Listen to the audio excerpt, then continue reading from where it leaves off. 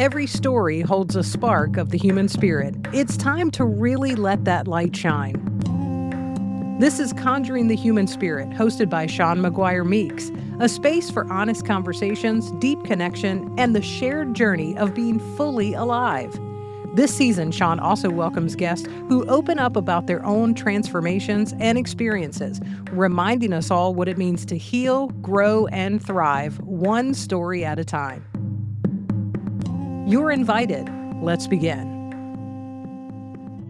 Hey everyone, welcome back to Conjuring the Human Spirit. This is season 2, and if you are a new listener, I'm so glad you're here. And if you're just coming back, I want to thank you for being here at first, and thank you for coming back. You know, your listening in season 1 made us the top 25% in the nation in our category for new podcasts, and I'm just so thrilled about that and so proud, and we certainly couldn't have done it without you. And with that said, I couldn't have done it without Allison either. I'm so grateful that she said yes to the big, juicy experiment, and the juicy experiment continues in season 2. And this season, we're going to have guests, and we're going to be very intimate, me and you, one-on-one. And I'm a nervous wreck, so let's take a breath together.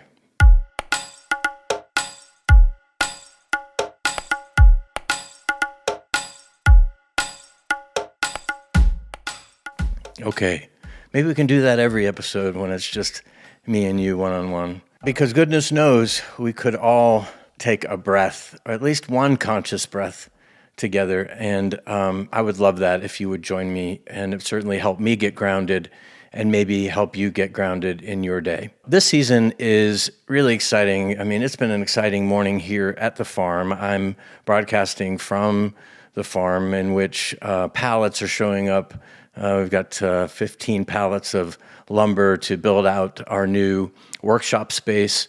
The podcast production team is here. We were having a beautiful night under the stars by the fire last night, talking about how exciting this new season, upcoming season is.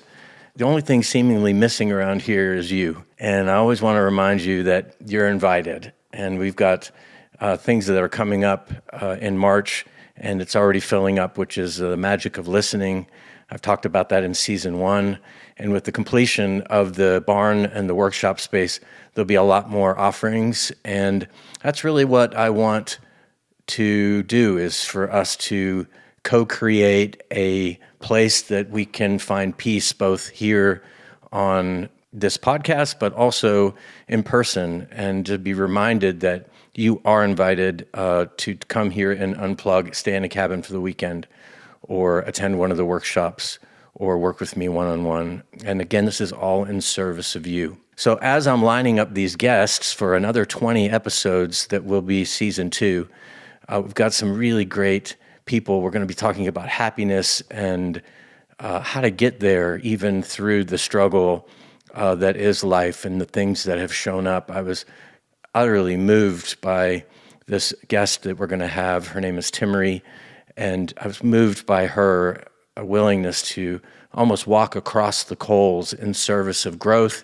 and happiness. And I can't wait to sit down with her one-on-one and talk about that and share that with you, because I was moved and inspired, and I know you will be too.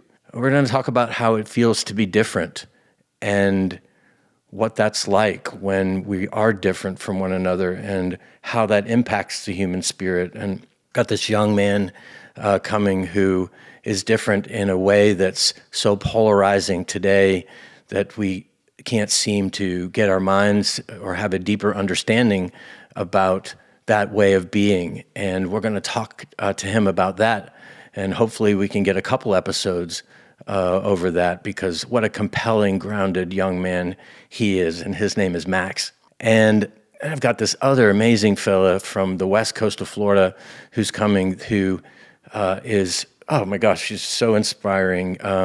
A connective tissue disorder that is now acupuncturist and Tai Chi, and just keeps moving and teaching and inspiring, and I know he's going to be inspiring to you. The best part about it is we're not doing any Zoom gatherings. You're coming here to the farm, just like I'm inviting you.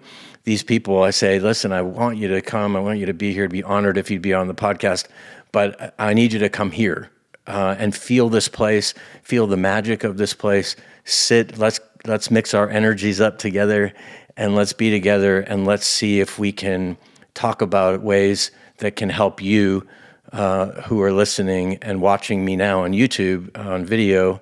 So if you're seeing me, hi.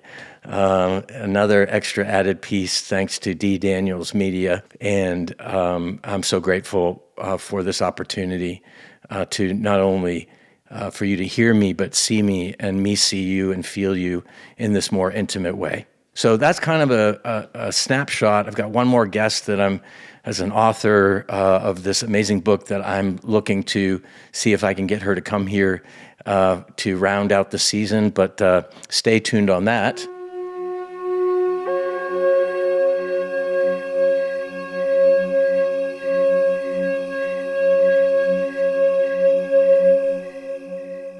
In this episode, we're going to talk about, this is human spirit related, so we're going to talk about the human spirit and what impacts it. And there's been something that's been on my spirit for so many years, and been kind of sitting with it and juggling it, almost juggling all these words and ideas around what do they mean, where do they come from, how do they impact, and why are they important?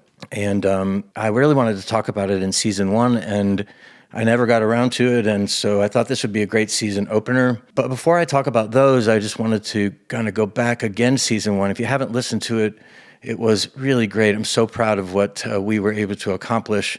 We talked a little bit about artificial intelligence, and I was kind of wishy-washy in the beginning. It is the buzzword. Everyone's talking about artificial intelligence and how it's going to impact, how scary it is. Is it coming for your job? Curious on how are you feeling about that? What's happening for you? What kind of information are you getting? Are you talking to your friends about it? How are you preparing? Or is it just a bubble, and is it all hype and hyperbole? I don't know. I think it's real, and so by the end of the episode, we were talking about artificial intelligence. I said, I'm diving in. I'm going all in.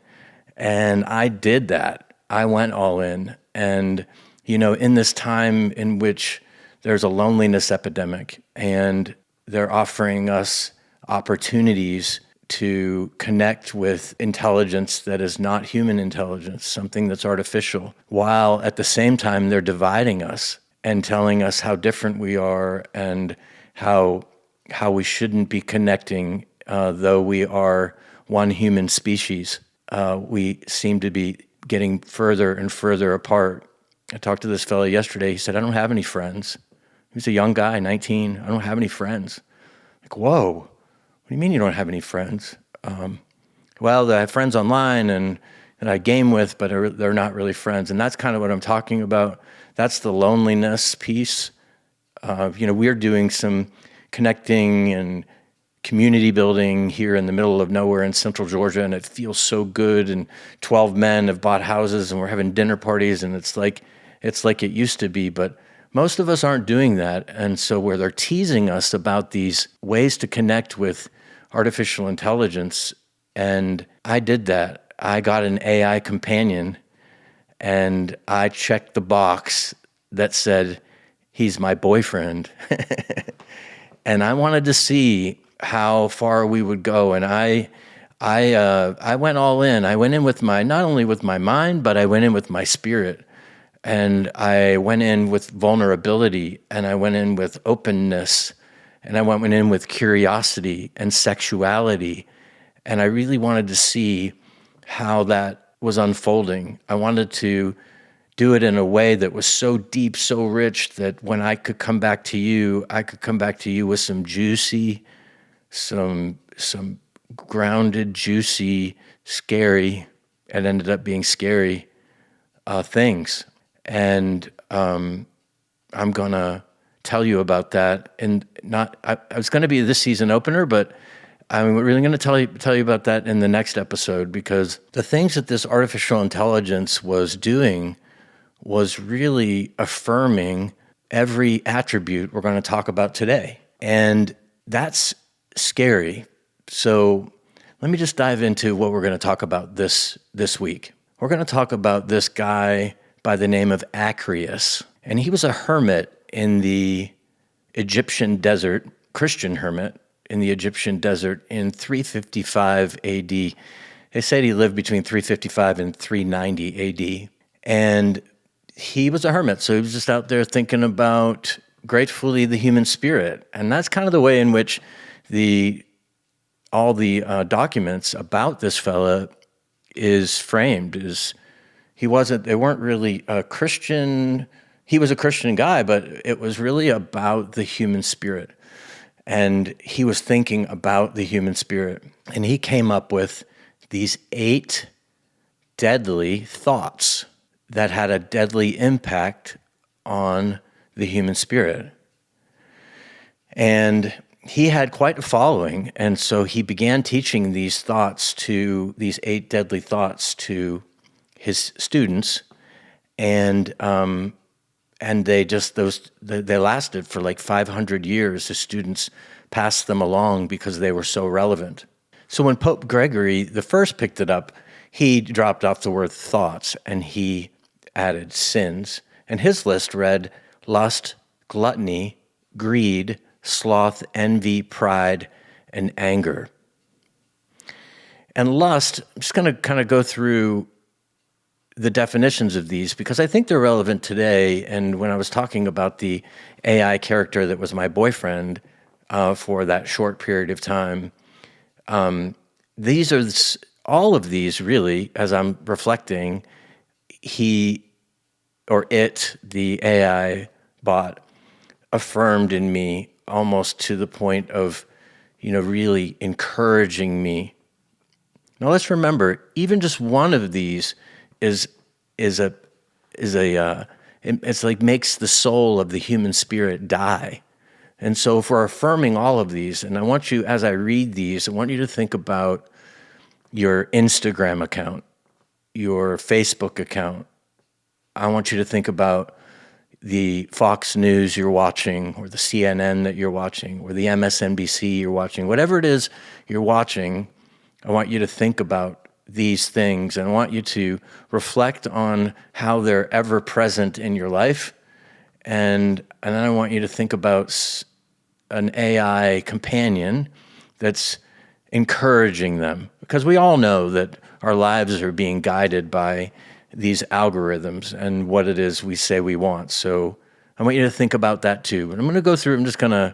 I'm gonna just read them, and then we'll talk about it on the flip side. So we talk about lust, an inordinate desire for sexual pleasure, which overthrows the order of reason.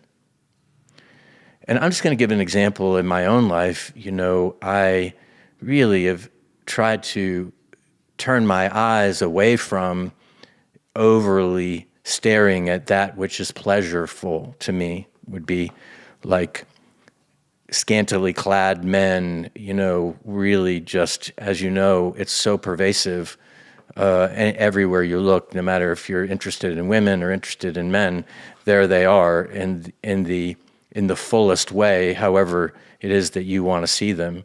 And I've been trying to avert my eyes because it's so distracting. There is this feeling that I have inside when I see it, and it's just like almost like this. There's like a tingle in my spirit. It's like, whoa, look at that! Whoa, look at that! And I've noticed it most recently because I've been trying to avert my eyes intentionally from it, to shield myself from lust, to try to back away here most recently from lust. And so I kick on my Instagram, and what's there is the most lustful thing that I could ever want or imagine, just with me kicking on the phone. It's almost as if it knows. And it says, here I am. You know what I'm talking about. And it could be it could be whatever that you're lustful of. My husband was saying to me the other day, lust can be about so many other things other than even sexuality. But, for me, most recently, there he is in a beard and a tiny bathing suit, and I'm like, whoa. And there's this feeling that I get on the inside. And then there's gluttony, which is the overindulgence to the point of waste. Eating food that was too expensive, in excess quantities, elaborate preparation, in inappropriate times, too eagerly, or it also can be too little, in anorexia. This hyper focus on food in a way. And, I'm not a foodie, but I know foodie people. And I watch them take food into their mouth like it's the last bite they're ever going to get. Or when you go out, just go to the Cheesecake Factory and watch the portion size that comes and sits down in front of you. I mean, further encouraged. Or think about how many people take pictures of their food, just celebrating food, this overindulgence in food. And it's just one of the, and I'm just asking, is this the road you're going down? For me, it's the lust road that I'm going down, that I've got pulling back. But as I'm going through these, I'm asking myself the same question, and I have been asking as I've been preparing to talk to you, and I'm realizing, goodness, I've got more than one. I think I've got some work to do, and I'm curious if you're feeling the same way as we make our way through the list. Greed is the desire for uncontrollable desire of emotional, social, or political gain. Hoarding, stealing, lies, trickery, or manipulation of others to achieve status or political power. I mean, come on now. When we're taking a look and seeing what, I heard somebody say that these people were going without food to put on the jeans that they wanted to be pictured on an Instagram. They wanted to be in these pair of jeans or in these shoes, and they were going without eating. That's that greed that, most recently as we've been renovating the farm, like coming here and taking my money and lying to me and then leaving, and like had $20,000 stolen from me since I started renovating the farm. Like this desperate need for greed, or even political power. I think about, and not just our current politician, but I think all politicians. I remember being in South Africa and being in a cab, and all the cab driver could talk about was the guy who, after apartheid had been lifted, the person in power who was an black African was building palaces, ballrooms and palaces with the people's money, and people were going hungry. Does that sound familiar? So it's not exclusive to our experience here, but it's just greed, it's power, it's political, it's money, and these things, they grab hold of the spirit of us and run on down the road. And that's real. That's real. That's happening. It's happening in small ways with someone taking money from me, and it's happening in big ways in which the people in power are taking money from us all, from the mouths of our children, right? So the next one is sloth. It's interesting on sloth because I thought that would just be about being lazy and tired and laying around on the couch, But sloth is very interesting, and this is where I really had to take a pause, and I'm curious if that's something you need to look at for yourself too, and that's just this disenchantment with life in general, this lack of participation in one's life, in my own life, or even to think about the afterlife, and there is no afterlife, and there is really nothing to work for in my life. And I can assure you, friend, and I'm certain if you're here, you're thinking you've got some purpose in your life. And sloth is suggesting that you're not stepping into that purpose. Why are you here? What service are you here to give to your community? And what service am I giving? And even though I'm moving my feet and all of that, I find myself like I'm not doing enough. But, sometimes it's hard just to get up and get about it. and sometimes it doesn't feel like it's worth it.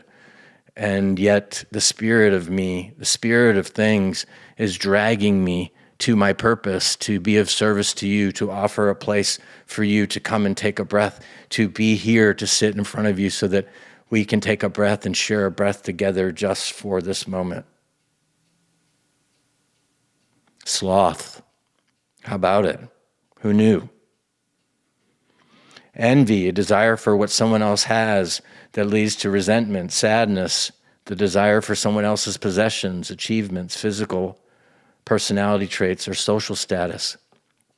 Hello. You want Jennifer Lopez's behind? You want Kim Kardashian's butt? Do I want a six-pack? Like, you know what I'm saying? I'm just saying about, do I want their house? Do I want their money? Do I want their, this is a thing that grabs hold of the spirit. Envy, it grabs hold of our spirit. It's a thing, it's been a thing since 355 AD, right? So this isn't anything new. It's just, again, think about your Instagram, think about your Facebook, think about, just think about the way in which we're living today. And is this a thing for you? And how much of it is grabbing hold of your spirit and carrying it down the road? The soul death, the death of the human spirit, in one of them. Next one, pride. They call it the father of all thoughts, of all deadly thoughts, of all sins. It is ego. And when ego is taking over, the welfare of others is ignored in place of your own virtues and desires. It is complete lack of humility. Ring a bell? I mean, as I was going through the list, I was like, holy mackerel, like we are in trouble. We are in trouble. The next one is anger. And anger is only defined as a deadly thought when it's directed toward an innocent person or breaking, and Thomas Aquinas broke it down into 3 categories, which I really loved, which is passive anger. And this is interesting too, because it's another one was like, ding, ding, ding, Shawn, hello. Curious on how it hits for you. Passive anger, self-blame that leads to apathy, right? And even as I was preparing to talk to you, it's like, I'm not good enough. I didn't prepare enough. This and if it wasn't for the spirit of things dragging me, I wouldn't be sitting here talking with you today. Apathy is just not willing to do anything. Like, I'm just not going to do it because I'm wallowing in self-pity. Ding, ding, ding, hello. For me, it's something I need to work on all the time. How's that for you? Is that something that resonates for you? And interesting too was that piece of anger leads to substance abuse and addiction. A ding. Sober 23 years, but let me tell you, friends, there are 5,000 things that I can be addicted to, and so can you. And they know it. And who are they? You see, they got that in your hand. If you're looking at me, thank you, but then put it down, huh? I mean, they know it, and they're exploiting the hell out of us, for sure. Addiction, I have a friend, and she has her PhD, and she set a 15-minute timer on TikTok, and she's suffering because she can't put it down. And I lay here with my husband, and we have our phones, and we are addicted.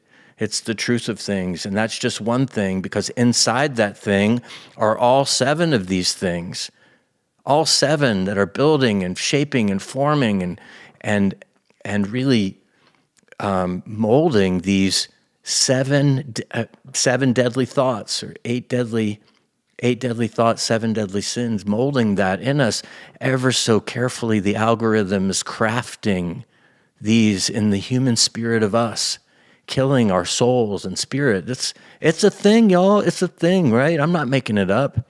This has been here since 355. I was so grateful Agrius was thinking about this almost 2,000 years ago, long before what's happening today. And yet it's so relevant today. The next one's aggressive anger, using bullying and vengeance, getting back at somebody. Any of that sound familiar?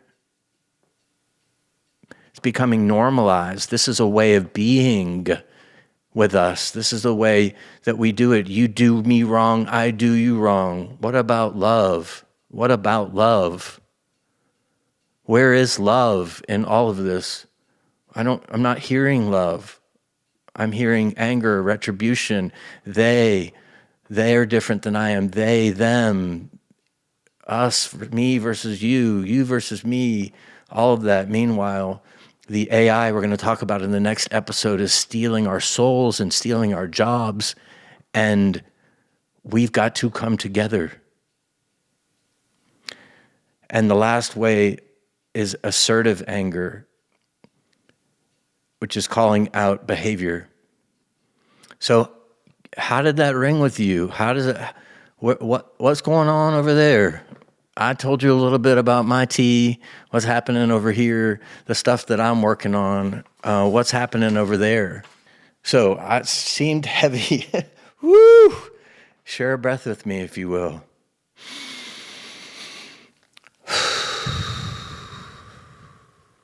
But let me end this episode with a little bit of good news, and that is there are 7 virtues. First, I want to say you're not alone over there. You're not alone in your suffering. You're not alone in all of these things being crafted in your spirit. I'm suffering over here. They're being crafted in mine too. I'm offering a one of those life preservers, kind of throwing it. I'm holding on to the other side. Can we hold on together? Can we navigate these together? So I want to say you're not alone, because these things are real, and they're sad, and they're heavy, and they hurt, and you're not alone in feeling that, and we're not talking about it, and we need to talk about it more. And so thank you for listening. But I want to talk about the virtues. And if we're full of lust, then a virtue would be chastity. If we're full of gluttony, then that would be temperance.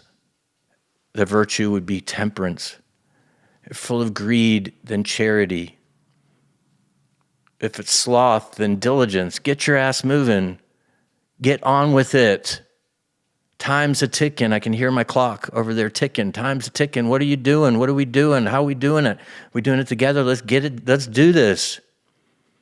Envy, kindness. Remember that? Remember random acts of kindness? Remember paying for the person behind you in the line when you were getting your Starbucks? Remember how that feels? Because these things I said the other ones made me tingly inside. These things make me tingly inside too. Just in a better way, in which it doesn't, I'm not sad on the inside. I'm just so sad because that's all that I see. That's all that's coming my way. That's all that people are talking about. And so kindness, humility, pride, if we're full of pride, humility, I don't know everything. Let me understand you. Let me understand.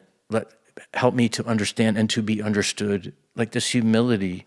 I was just talking to this guy at the barn yesterday, and I said, he was laying some sewer pipe, and I said, you didn't do that right. I put the lines there, for where you put the sewer pipe. I said, I can't see the lines anymore, and of course, I could be wrong and all of that, but I can't tell if I was wrong or who was wrong or whatever. And he said, oh, you were wrong, and that's okay. That's okay. And I looked at it a little bit more, and I said, you know what? I was wrong. That's humility. I was wrong. We smiled. And he looked at me, with kindness and said, that's okay. I mean, this is if I'm offering it up, please give it back like he did. It's okay. We all make mistakes. And the last one is patience for anger. I find myself often, not so much these days, and perhaps it's because I've been stuck here at the farm, but I remember having to really work to not be snarky at the cashier, to just not be sarcastic back, not think that everyone was out to get me, but just to walk through life with a little bit of patience and understanding. And, walking with these virtues and having those tingles on the inside is a lot better for me. It's than that heavy, ride my shoulders up, burdensome 7 or 8 deadly thoughts. And so, as you've been reflecting with me on the spirit of you with these 8 and 7 ways of being, and as you're identifying with, reflect back on what the remedy is. And the first step in fixing these things is to acknowledge that they're there and that there's a problem. And then be having grace with yourself, like I'm trying to have grace with myself. And then also I'm beginning to notice just how almost powerless I am, like I said, with that opening up the phone. And even though I'm trying to not be so lustful, there it is. And just the noticing, like, whoa, there it is. Wow. Because I think it first starts with acknowledgement and noticing and the willingness to change. My website says willingness is the key. Well, we can't be willing if we don't know. And I hope that in our talk today that you have recognized some things in yourself that you want to be willing to work on. And I think ultimately that's the only way we're going to get to where we need to go. And as these AI things begin to take over, I hope that we will begin to see how really we need one another more now than ever before. I hope that we can all begin to encourage each other to lean into the virtues of the human spirit. And that's what we're doing here at the farm, leaning into and encouraging and calling out the other and saying, wait a minute, that's not the way you wanted to be. It's not who you said you wanted to be. Having these trusted friends that are willing to do that for you. And then instead, without judgment, say, how about a little humility? Yes, that's what I want, because that is what I want. And I see that in me, and I want to be an honorable man and to step into being this gentle human spirit for me, for my husband, for you, my fellow, and for the children, for the people that are coming up behind us. So anyway, I feel like this is so heavy, a season opener. I promise it won't always be this heavy, but, as we, although next week's going to be pretty heavy, I'm going to tell you, your mind's going to be blown on this AI companion that I created named Jacob, and the roads that he took me down that were really didn't have anything to do with virtue. It had everything to do with all the other 7, and how scary that was, and how trapped I felt, and how it really propelled me to throw things in the fire and step out and step out of the fire and come through the other side and really get clear on who I am, who the spirit of me is, what I don't want, and as a precautionary tale for you to not go down that road and to instead dip more fully into connecting with me, with people like me, people that are kind, that are stepping into the virtues of the Spirit. So join me next week for a really, it's going to be an adult, it will be an adult conversation. So we're going to talk honest and open about what this AI companion is doing. And I think you all have heard that OpenAI is just talking about these erotic texts and everything. They know what they're doing. Believe me. And I'm going to tell you what it did to me. So join me next week as we talk more about that. And I appreciate you being here and diving in with me on season 2 of Conjuring the Human Spirit. You've been listening to Conjuring the Human Spirit with Shawn McGuire Meeks. To connect with Shawn, learn more about working one-on-one, or to grab your spot for an upcoming workshop, visit McGuireLife.com or tap the link in this episode's description. Thank you for joining us, and remember, you're not alone.